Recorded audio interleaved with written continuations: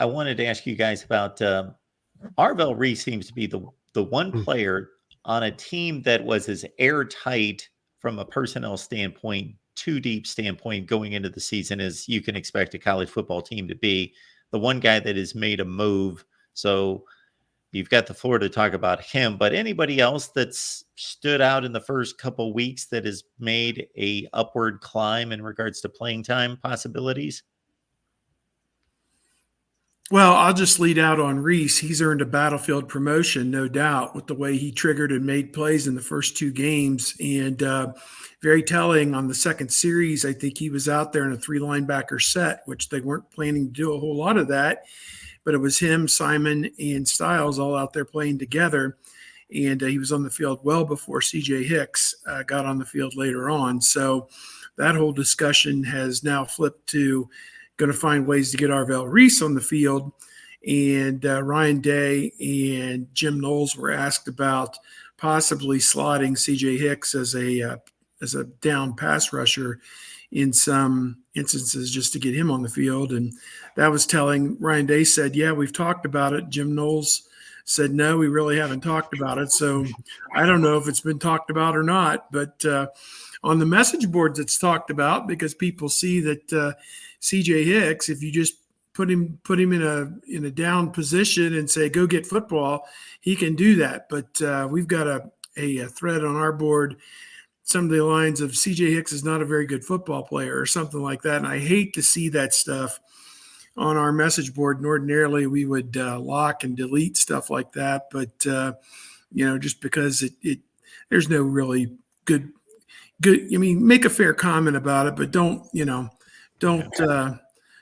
take it too far with, value judgment that somebody can't play the game. So at any rate, Arvell has earned his spot. And as you said, he was not a guy that I think people thought he was going to take a ton of plays, but now it looks like he might get to play about 20-25% of the plays in a given competitive game going forward. And I think that's only a good thing for him. Jermaine Matthews had to fill in when Denzel Burke got ejected.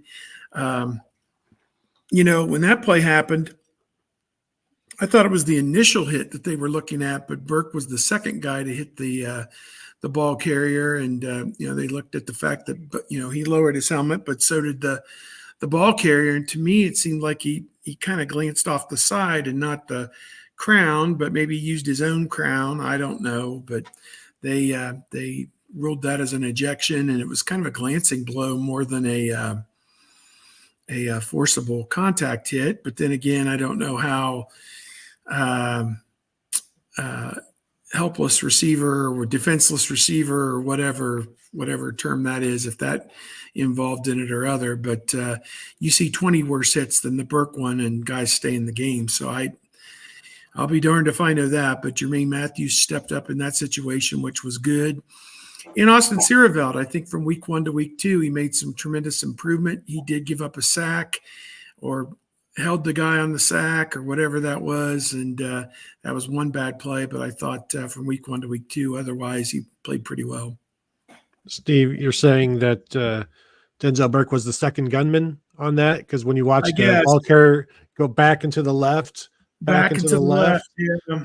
Yeah, there was a second spitter. Yeah.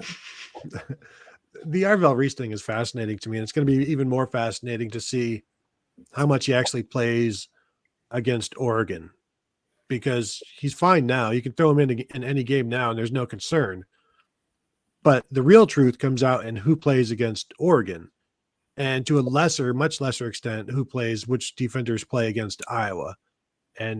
But that's where the real truth comes out. And the way that Arvell Reese is playing, number one, it seems like he's not going to just disappear. I think they're still going to continue to play him. Now, Oregon is going to spread everybody out, and they've not been able to run the ball. So they may have to do some different things with their linebackers in that game regardless. But he's been everything that they've been saying, which is almost never the case in terms of they will prop players up. And, we've seen it with C.J. Hicks as well. But the other thing that Jim Knowles has always said about C.J. Hicks is he's better when they just point and say, go run that straight line, he's slower when it comes to actually being a linebacker. And so they don't want to move him right now because that kind of undoes what the development that is going on. And they keep talking about how they need him at linebacker. And so at this point now, CJ Hicks is going to have to hold off Gabe Powers. I see Mika posting about him in a thread. He's been doing well in small batches, and he's made plays.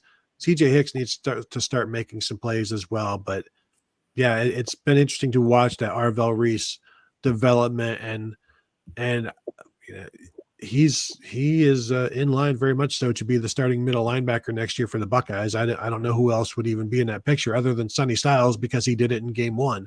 They love Arvell Reese, and he's going to be on the field a lot moving forward. I just wonder how much in big games and matchup games this year we'll see him.